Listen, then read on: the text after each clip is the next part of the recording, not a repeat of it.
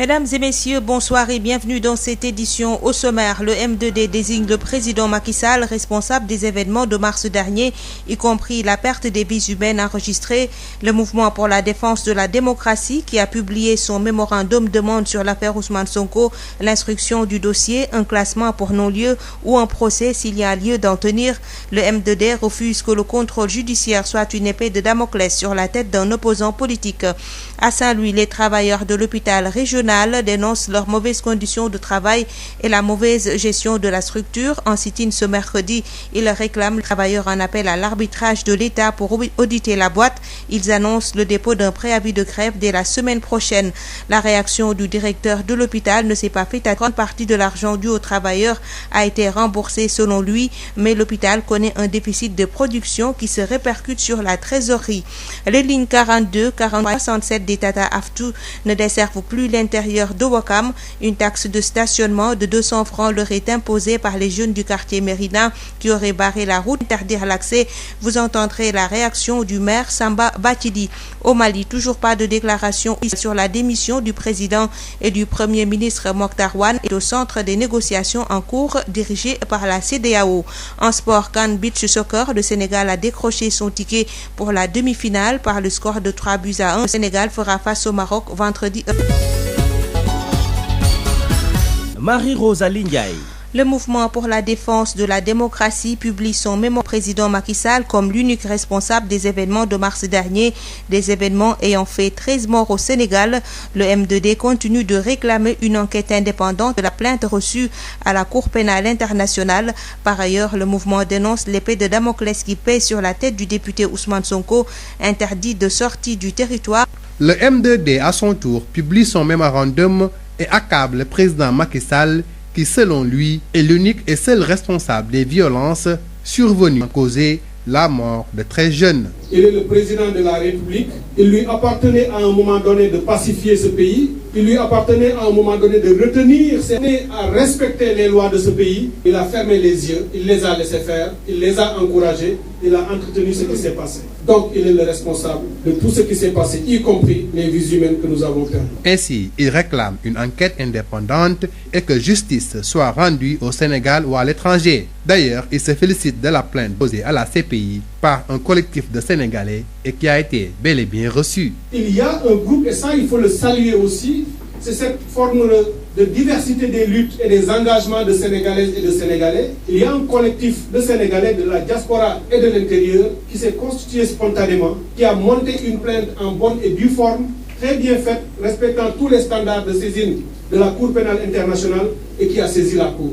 Nous ne les connaissons même pas. Revenons sur le cas Ousmane Sonko, qui est à l'origine de tous ces événements, Cheikh Tidiane Dièye de marteler qu'il ne faut pas que le placement sous contrôle judiciaire du député ne soit pied d'un opposant politique. Alors vivement l'instruction du dossier, un classement pour non-lieu ou un procès s'il y a lieu d'en tenir. Mais il est inacceptable que ce contrôle judiciaire soit une épée de Damoclès sur la tête d'un opposant politique. Il vient d'être empêché de se rendre à Lomé. Un acteur politique a vocation à faire ses tournées à l'intérieur et dans la diaspora. Nous allons vers des élections et nous n'accepterons pas qu'ils usent de subterfuges et de ficelles ou de stratégies pour le clouer au sol. Nous n'accepterons pas qu'ils en fassent la même chose aussi pour un autre opposant politique. Le M2D envisage de publier largement ce mémorandum au niveau des populations, mais aussi des représentations diplomatiques. D'ailleurs, un projet de traduction en wolof, en arabe, en anglais et dans les autres langues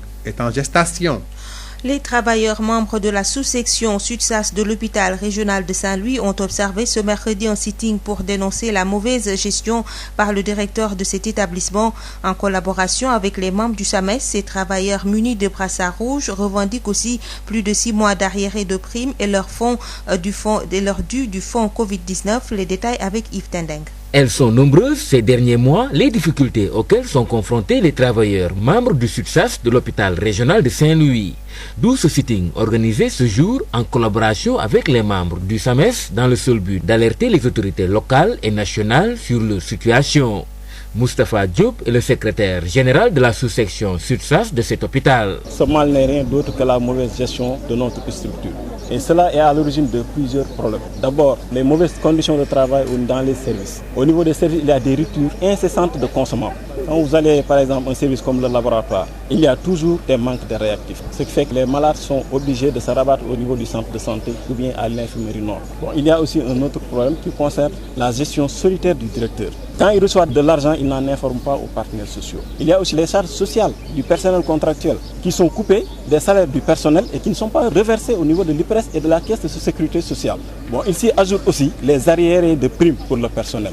Le directeur nous doit plus de 6 mois de primes d'arriérés. Il y a aussi la motivation des personnes qui s'occupent des malades du Covid. Le directeur a reçu plus de 50 millions. Au lieu de payer 3 mois, comme l'a suggéré le ministère de la Santé, le directeur n'a payé que le mois de janvier. Face à cette situation, le SUTSAS met en garde le directeur de cet hôpital de Saint-Louis et le tient pour seul responsable de toutes les conséquences qui pourront en découler. Nous allons passer à la vitesse supérieure. Nous allons devoir poser des actes pour régler ce problème une bonne fois pour toutes. Et le docteur Aliou Diouf du SAMES, section de Saint-Louis, d'interpeller la tutelle par rapport à ce sujet. Je pense que ça devient problématique et là, la gestion doit être auditée. Donc nous appelons à l'arbitrage de l'État. Nous appelons à ce que les responsabilités soient situées. Nous appelons à ce que des décisions soient prises. Le SUTSAS compte ainsi déposer dès la semaine prochaine un préavis de grève qui couvrira la période de juin à décembre 2021. Saint-Louis, Yves Tendeng, Sud FM. Le directeur du centre hospitalier régional de Saint-Louis a réagi suite à la sortie de ses travailleurs et reconnaît qu'il leur doit de l'argent. Dr Thierno Seydou Ndiaye révèle que l'hôpital de Saint-Louis connaît un déficit de production, mais des efforts sont en train d'être faits pour payer les dettes. On l'écoute avec Yves Tendeng. Je crois que, à la vérité, c'est moins cette question-là qu'une question d'argent. Au niveau de l'hôpital, il y a une créance sociale. Nous devons de l'argent aux travailleurs, nous devons de l'argent aux fournisseurs, nous devons de l'argent à l'État. Cela dure depuis assez longtemps, tout le monde le sait. Jusqu'au mois de mars l'année dernière, nous avons pu résorber une grande partie de cela. Et malheureusement, avec le Covid, les charges se sont accrues alors que les recettes ont fortement diminué. Nous restons leur devoir de l'argent, c'est constant. Et nous sommes en train de nous efforcer à résorber cela. Nous avons commencé à payer les encours et à résorber cette dette-là, à payer de par le passé autant les motivations, les primes que les autres. Et nous allons aussi poursuivre dans cet effort-là pour payer tout ce que nous devons aussi à l'État et aux autres, tout en cherchant, bien entendu, un appui auprès du ministère et des autres instances qui pourraient quand même aider la structure. Alors il faudrait dire que le grand problème qui existe, c'est que l'hôpital connaît un déficit de production. Dans le cadre de la confection du budget, tous les chefs de service sont invités à justement faire une prévision. Et malheureusement, cette prévision, quand elle n'est pas atteinte, alors que les charges sont exécutées, il y a forcément des tensions qui se répètent sur la trésorerie. Au point que, je peux dire par exemple pour le mois de mars, total des recettes est égal à total pratiquement des charges salariales. Nous avons payé pour presque 84 millions de charges salariales alors qu'il y a eu presque 84 millions de recettes au global. Vous voyez, ça signifie qu'il n'y avait même pas d'écart pour les dépenses de fonctionnement. Donc toutes ces difficultés-là nous amènent à devoir voir ensemble comment plus travailler pour pouvoir quand même satisfaire ce besoin parce qu'on doit aux travailleurs et pour des raisons sociales, pour des raisons professionnelles, on doit tout faire pour quand même payer cette dette-là. L'amicale des travailleurs de l'électricité exige des contrats à durée indéterminée pour 499 prestataires laissés en rade dans les différents recrutements opérés par la Société nationale d'électricité. Les travailleurs accusent le directeur général Pape Mademba Bitèye de faire du clientélisme politique dans ces recrutements et menacent de faire une grève de la faim pour obtenir gain de cause. Ils ont organisé une marche ce mercredi à Ziguinchor. Timothée Colly, coordonnateur de l'amicale des travailleurs de l'électricité, est avec Michel Kanfoudi. Nous sommes venus à Ziguinchor pour continuer à demander la régularisation de tous ces 499 jeunes prestataires qui ont donné toute leur vie à la Sénélec. Et à chaque instant que l'occasion d'embauche se présente, ils sont toujours laissés en rade, ce qui n'est pas normal. Nous profitons aussi de cette occasion pour dénoncer les incohérences du directeur général Pape Mademba Bitèye, puisque nous ne pouvons plus concevoir à chaque instant que l'occasion d'embauche se présente, le directeur général prend ses parents, les fait entrer par Lian ou bien Procolec. Lian et Procolec, c'est deux entreprises qui travaillent en intermédiaire avec la Sénélec. Mais le directeur général en a créé une porte d'entrée. Je vous dis, le directeur a eu à embaucher des gens qui étaient en contrat dans d'autres entreprises. pourquoi c'était des militants politiques. C'est ces pratiques que nous ne pouvons plus accepter. La Sénélec n'a jamais travaillé avec 8 prestataires. Il y a 499 jeunes prestataires qui ont demandé à être régularisés. Et c'est cette jeunesse, c'est la jeunesse à qui il avait promis 65 000 emplois. C'est cette jeunesse à qui il avait dit « je vous ai compris ». Mais aujourd'hui, le président de la République a été induit en erreur par le directeur général de la Sénélec. Depuis qu'il est là, il est en train de défendre ses propres intérêts. Aujourd'hui, nous venons pour dire aux Sénégalais que nous, prestataires de services au niveau de la Sénélec, nous sommes fatigués. Et aujourd'hui, nous sommes venus pour demander ce qui nous revient de droit, c'est-à-dire la régularisation de tous ces 499 jeunes prestataires qui sont des pères de famille, des soutiens de famille, qui ont besoin d'avoir une vie normale. Et après Ziguinchor, nous irons à Kaolack. Après cette marche à Kaolack, nous passerons à la dimension supérieure pour organiser une grève de la faim au niveau de Dakar. Et si quoi que se passe au niveau de cette grève de la faim, sachez que c'est le président de la République, M. Macky Sall, et le directeur général de la Sénélec qui sont responsables de tout ça.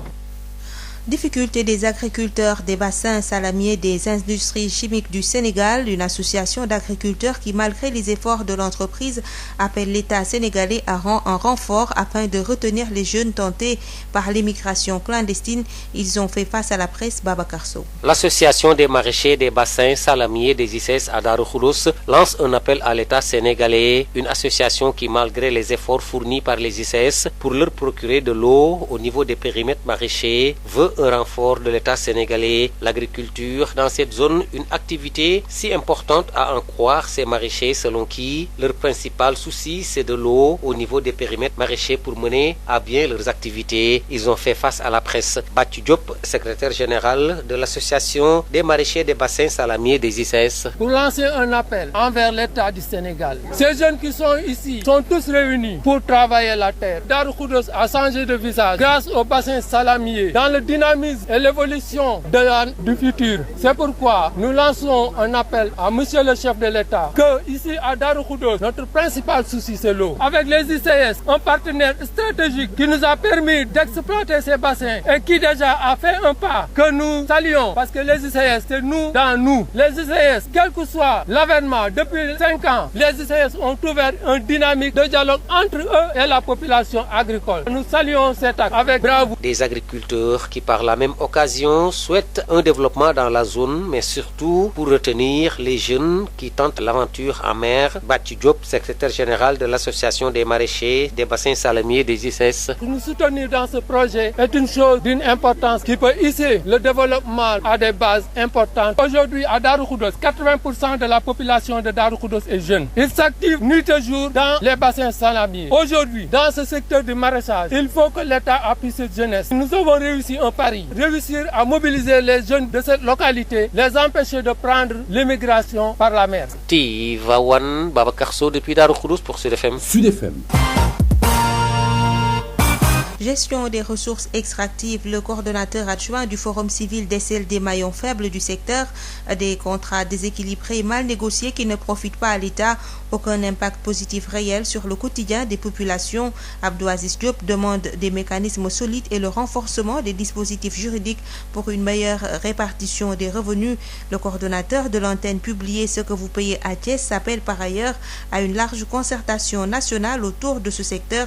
On l'écoute avec Babacar Samb. Les deux maillons faibles aujourd'hui du secteur extractif, c'est d'abord un déficit en ingénierie contractuelle. Les contrats, c'est le premier maillon de la chaîne de valeur. Nos contrats sont déséquilibrés, sont mal négociés et à l'avantage des multinationales et des entreprises. Même l'État n'en profite pas, les collectivités n'en profitent pas, les populations n'en profitent pas. Je vous donne un cas, par exemple, le cas des ICS, une entreprise qui opère depuis plus de 50 ans.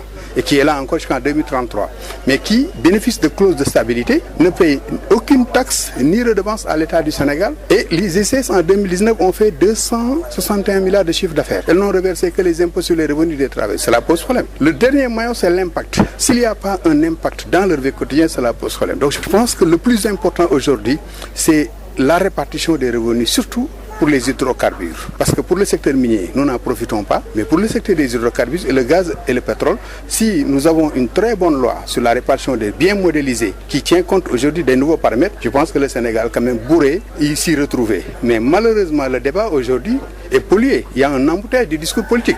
Alors que ce sont ces vraies questions de développement qui doivent être posées sur l'espace public parce qu'il y a des enjeux géopolitiques, sécuritaires, géostratégiques et socio-économiques. Le prochain président en 2024, c'est le président des hydrocarbures. L'exploitation commencera à partir de 2024, 2025 jusqu'à X. C'est pourquoi nous avons besoin de ce consensus national fort. Mais que les acteurs politiques aussi mettent en avant l'intérêt supérieur de la nation au-dessus de leur ambition personnelle. C'est pourquoi je dis les locales, les législatives, les prix, quelle que soit leur importance, il faut avoir un consensus sur ces ressources pour que ces ressources puissent non seulement profiter aux générations actuelles qu'aux générations futures. Dans d'autres cas, c'est la malédiction. Mais pour le Sénégal, il y a ce débat public. Les citoyens sont plus exigeants, sont mieux informés, mais il faut aller davantage pour que ce droit de propriété conféré par la Constitution soit une réalité dans le vécu des populations sénégalaises. Il faut une forte implication des populations et une gestion transparente pour jouir des bénéfices issus du pétrole et du gaz.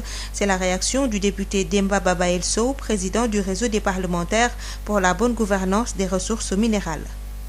Bénéfices issus de ces ressources appartiennent doivent revenir aux populations. Donc il faut voir comment on peut impliquer les populations dans la production de ces ressources minérales, gazières et pétrolières. Pour cela, il faut davantage impliquer les populations parce qu'il y a un problème de transparence et d'information. Donc d'ailleurs, je pense que le mieux, c'est d'aller vers les populations, de les informer, de les sensibiliser, de les mobiliser, de faire de chaque Sénégalais un député, de chaque Sénégalais un délégué, de chaque Sénégalais un membre de la société civile, pour qu'ensemble, nous puissions jouir des bénéfices issus du pétrole et du gaz découverts dans notre pays. Donc ces défis-là, c'est de continuer à se mobiliser, à défendre les intérêts des populations, où qu'on puisse être, où qu'on soit. D'ailleurs, le RGM est composé d'anciens députés et députés en exercice. Donc c'est un outil dans la continuité pour l'intérêt des populations. Les revenus issus du contenu local, si le secteur privé s'approprie vraiment le contenu local, peuvent même être beaucoup plus conséquents et importants que les revenus issus de l'exploitation pétrolière. Donc c'est pour ça que le président de la République a dit récemment, il faut que le secteur privé s'approprie le contenu local. Maintenant, s'il y a des insuffisances juridiques, le Sénégal est assez armé en juristes et assez armé en spécialistes pour pouvoir harmoniser tout cela et voir comment on peut encore mieux améliorer, si tant est qu'il faille l'améliorer, le contenu local, pour encore le plus large profit des populations. Mais la loi qu'on a votée, puisque j'ai eu la chance de la voter, c'est une loi qui tient compte très sincèrement des intérêts du secteur privé, donc des populations. Entendre la réaction du député Demba Baba El Sow, président du réseau des parlementaires pour la bonne gouvernance des ressources minérales. Il était avec Babacar Samb. Les Tata Aftu 42, 44, 43 et 67 ne desservent plus l'intérieur de Ouakam. Une taxe de stationnement de 200 francs leur est imposée par les jeunes de Mérina. Un casse-tête pour les habitants de Ouakam. Ils sont obligés de débourser des fois plus pour effectuer leur déplacement. Aïssatou Gueiba. C'est le calvaire que vivent les populations de Ouakam. En effet, depuis 2 semaines, elles sont obligées de marcher entre 500 mètres ou même trouver une autre alternative. Les Tata Aftu 42, 43, 44, 67, 3... tous n'accèdent plus à leur ancien terminus. Leur déplacement se limite au rond-point dénommé Croisement Ouakam, direction le monument de la Renaissance au terminus de Ngor. Une situation que déplorent ces riverains. Franchement, ça c'est pas normal. Comment on fait nous pour aller à l'école?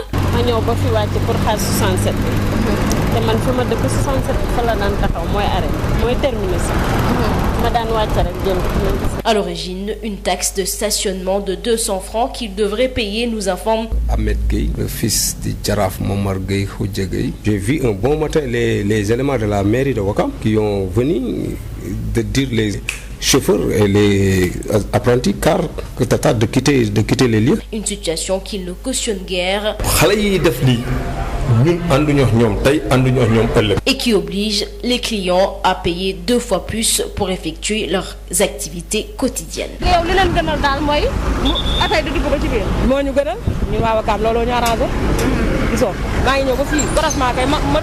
fekkoon ne fee lay jaar marché fa laa koy xaar rek jël ko moo gën dama jël kalandoo fekk 100 francs ñëw ko fii pour jëlaat 44 dem fat wa léegi day yokk paas mi daal waaw day yokk paas bi te loolu du ndimbal njaboot day yokk dépense parce que paas naa 100 francs ñëw ba fii nar a paas ak 150 ou 250 waaw nga nar ko def chaque jour day métti. Moi personnellement je prends une voiture qui m'amène jusqu'au croisement de Ouakam puis je prends une autre voiture qui m'amène jusqu'à Mermoz là où se trouve mon école Ngalandou Diouf mais c'est pas normal. Un problème dû à une plainte du syndicat des travailleurs de Tata Aftou contre les jeunes de Mérina suite au barrage de la route. D'ailleurs, des négociations sont en cours, assure le maire, pour que les bus Tata puissent desservir à nouveau l'intérieur de Ouakam. Samba Bakili réagit au micro de Aïssatou Gueiba. Leur syndicat a été vraiment maladroit. Pendant que nous étions en train de réfectionner la route parce qu'il y avait les eaux usées, les gens pataugeaient dans ces eaux, et même les véhicules, parce que c'était le passage principal de ces véhicules Tata. La commune a pris les dispositions, a barré la route pour pouvoir régler ce problème. Ça a pris 2 à 3 jours. Mais à notre grande surprise, une plainte a été déposée au niveau de la gendarmerie ciblant des jeunes du quartier de Mérina. C'est le quartier où les Tata stationnent, pour dire que ces jeunes ont barré la route. Or que ce n'était pas les jeunes, c'était la commune. Et même si c'était les jeunes, je pense que ces jeunes méritaient vraiment d'être encouragés. Parce que même si c'était les jeunes, mais ce n'était pas les jeunes, c'était la commune. On a des difficultés de sortir nos malades et nos décès. Pourtant, tout cela a été toléré. Maintenant que la route est en train d'être faite, vous nous accusez d'être les instigateurs de ce barrage. Comme ça que les choses ont pu, je ne dirais pas dégénérer, mais c'est comme ça que ça s'est passé. Et tout a été réglé au niveau de l'argent. Maintenant, pour rappel, on les a donné 3 terminus ou 3 gares, comme vous pouvez l'appeler. Il y a au niveau du terrain Djamalay, au niveau du lycée et au niveau de la cité Mamel. Donc ils ont 3 gares et ils n'ont jamais contribué au niveau de la commune. Maintenant, Dieu merci, on a une réunion pour essayer aujourd'hui à 16h30 pour essayer de régler le problème. Il y a la commune, il y a la gendarmerie, il y a les acteurs de ce transport, il y a les jeunes de la cité Asegna, il y a la CITUD. Donc pour essayer de régler le problème pour que ce soit un vieux souvenir. Et puis ce communiqué du Conseil des ministres de ce 26 mai, le président de la République a informé le Conseil de sa participation comme coparrain au sommet de Paris sur le financement des économies africaines le 18 mai 2021. Il s'est réjoui des résultats de ce sommet qui a confirmé les consensus déjà actés sur le moratoire de la dette, l'émission d'octroi de tirages spéciaux à hauteur de 650 milliards de dollars américains, dont 33 milliards comme quote-part africaine, plus potentiellement 100 milliards supplémentaires au titre des réallocations selon les modalités à convenir. Le président de la République a rappelé aux membres du gouvernement la nécessité d'un monitoring très rapproché et régulier de l'exécution des programmes et projets sectoriels. Abordant la question liée à sa tournée économique qu'il effectuera du 29 mai au 1er juin 2021 dans les régions de Kaffrine et Kédougou pour inaugurer et lancer des travaux d'infrastructures publiques majeures, le chef de l'État rappelle au Conseil l'importance primordiale qu'il accorde à l'aménagement et au développement durable de nos territoires. Sur l'intensification de la mise en œuvre des programmes d'électrification rurale, le président de la République rappelle que l'accès universel à l'électricité reste une priorité de l'action gouvernementale et à ce propos, les ministres en charge des énergies et de l'équité sociale et territoriale devront accélérer le déploiement national du projet spécial d'électrification de 2000 villages, projet prévu dans le cadre de la phase 2 du programme d'urgence de développement communautaire PUDC. Le chef de l'État signale l'impératif d'améliorer de façon notable le taux d'électrification rurale dans les régions de Kédougou, Sédhiou et Kolda en veillant au raccordement urgent de l'ensemble des communes prioritaires. Le président de la République indique par ailleurs au ministre du Pétrole et des Énergies la nécessité d'une répartition optimale des 115 000 nouveaux lampadaires solaires qui seront implantés principalement dans les zones rurales et périurbaines, selon un cahier des charges en matière d'entretien bien défini. Au titre des textes législatifs et réglementaires, le Conseil a examiné et adopté le projet de loi portant code de l'électricité et le projet de loi portant création, organisation et attribution de la Commission de régulation du secteur de l'énergie. Sud International. Au Mali, toujours pas de déclaration officielle sur la démission du président et du premier ministre Mokhtar Ouane. La libération des hommes qui auraient rendu leur démission au vice-président Assimi Goïta est au centre des négociations en cours dirigées par la CEDEAO. Elle vient de terminer une rencontre avec les diplomates des pays étrangers basés à Bamako. Pour les détails, Sori Ibrahim Maïga. Le Conseil de sécurité de l'ONU se réunit ce soir à 19h heure de Bamako sur la situation au Mali. Un sommet extraordinaire des chefs d'État de la CEDEAO devra se tenir dans quelques jours pour apprécier la situation en cours dans le pays. Selon AFP, qui a contacté le conseiller spécial Baba Cissé du vice-président Assimi Goïta, apprend avec ce dernier que le président de transition Mbandao ainsi que son premier ministre Mokhtar Wane ont remis leur démission à Assimi Goïta. Ce dernier a reçu aujourd'hui l'Union nationale des travailleurs du Mali, UNTM, qui a suspendu son mot d'ordre de grève ce mercredi. La CEDEAO, qui a rencontré les deux hommes en détention depuis ce lundi matin, n'a pas encore communiqué sur les discussions qu'elle a tenues avec le vice-président hier à Koulouba, ni celles engagées avec Bandao et Mokhtar Wane ce matin à Kati. Plusieurs sources indiquent que la libération des deux personnalités serait au centre des négociations. La mission vient également de boucler une rencontre avec l'ensemble des diplomates des différentes ambassades basées à Bamako.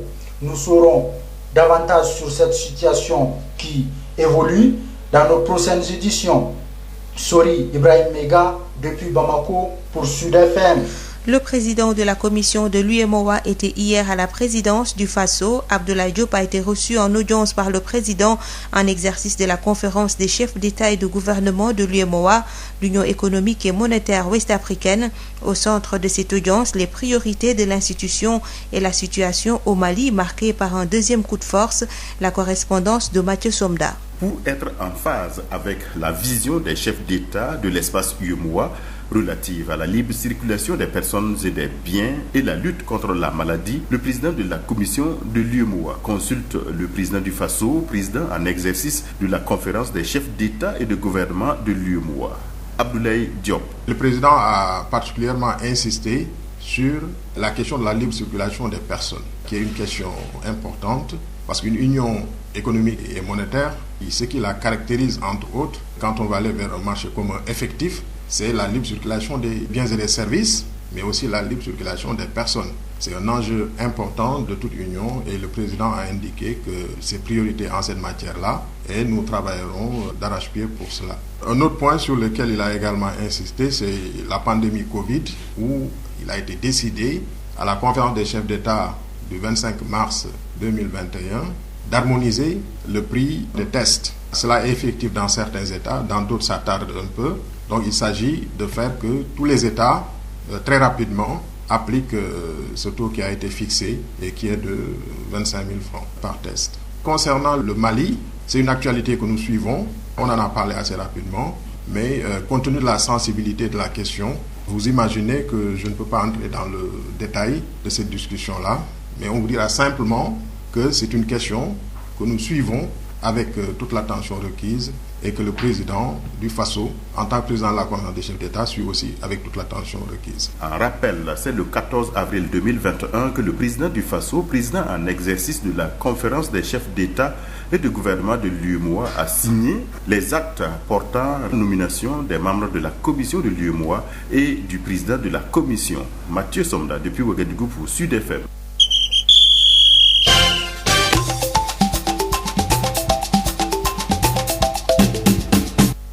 La page des sports football CAN Beach Soccer à Saly, le Sénégal a décroché son ticket pour la demi-finale.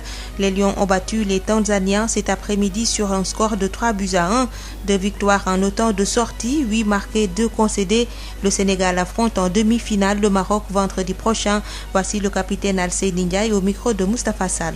Oui, le match aujourd'hui était difficile parce qu'on s'attendait à ce genre de match parce que la Tanzanie était dos au mur, donc il fallait coûte que coûte qu'il gagne pour passer en demi-finale. Donc aussi nous, il ne fallait pas qu'on perde ce match. Donc c'est pour cela, donc je peux dire qu'aujourd'hui on jouait une finale. Donc comme je l'ai dit tantôt, donc il y a plus de petites équipes, donc on va s'attendre à des matchs très difficiles. On est le Sénégal, on est l'équipe à battre et aussi on est chez nous. Donc tous nos matchs seront des finales. C'est pour cela qu'on sous-estime aucune équipe. On va se concentrer du début à la fin, Inch'Allah, pour atteindre notre objectif qui est de défendre notre titre de champion d'Afrique chez nous. En demi-finale avec le Maroc, une équipe que vous connaissez bien. Oui, Maroc, c'est une équipe qu'on connaît bien parce que récemment on a joué 2 matchs amicaux, on les a battus. Mais comme je vous l'ai dit, matchs amicaux et compétition, c'est extrêmement différent.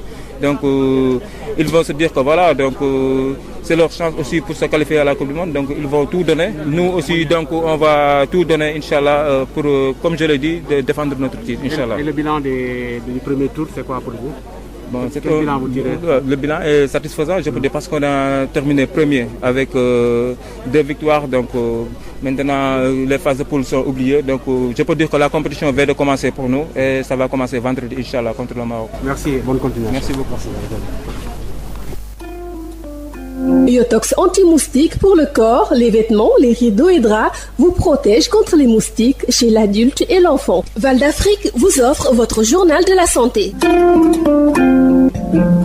Bonjour à tous. Info Santé de ce jour reçoit un invité qui nous parle de la prévention des 6 maladies zoonotiques prioritaires en prélude à la saison des pluies favorables à leur prolifération. Mohamedou Touré, le chef du service départemental de l'élevage et des productions animales de Sédhiou, recommande des précautions avant tout contact avec les animaux ainsi que les produits dérivés. C'est un entretien réalisé par Moussa Dramé. On parlait donc principalement des zoonoses majeures que sont la rage, la grippe aviaire, la tuberculose bovine, l'anthrax, la fièvre, la validif et l'Ebola. Bon, dans ce cas de ces maladies, souvent il y a une recrudescence de certaines maladies qui est liée aussi au développement de certains arthropodes. Pendant l'hivernage, on peut redouter beaucoup la fièvre de la validif.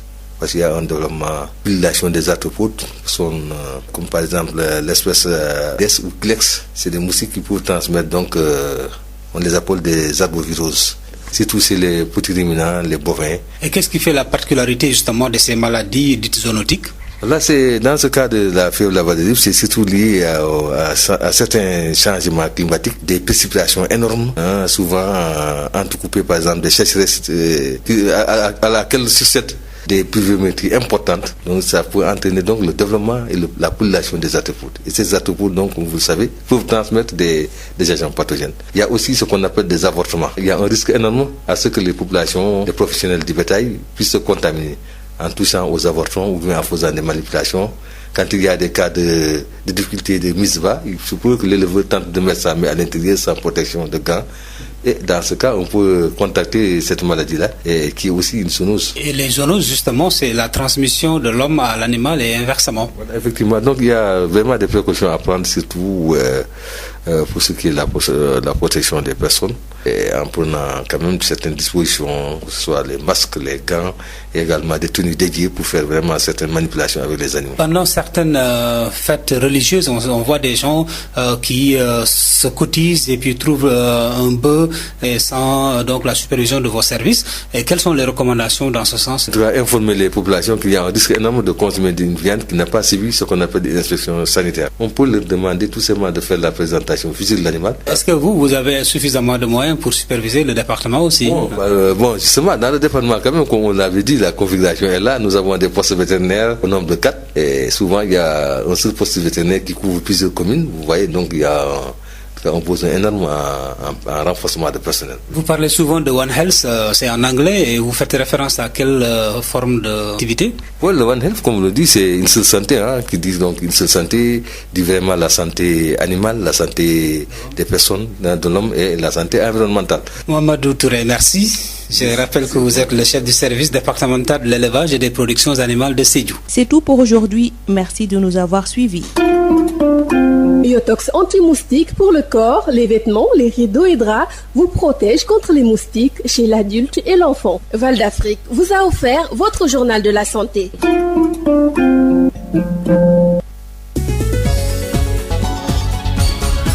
Marie-Rosalie Ndiaye. Mesdames et messieurs, c'est la fin de cette édition. Je vous rappelle les titres. Le M2D désigne le président Macky Sall responsable des événements de mars dernier, y compris la perte des vies humaines enregistrées. Le mouvement pour la défense de la démocratie, qui a publié son mémorandum, demande sur l'affaire Ousmane Sonko l'instruction du dossier, un classement pour non-lieu ou un procès s'il y a lieu d'en tenir. Le M2D refuse que le contrôle judiciaire soit une épée de Damoclès sur la tête d'un opposant politique.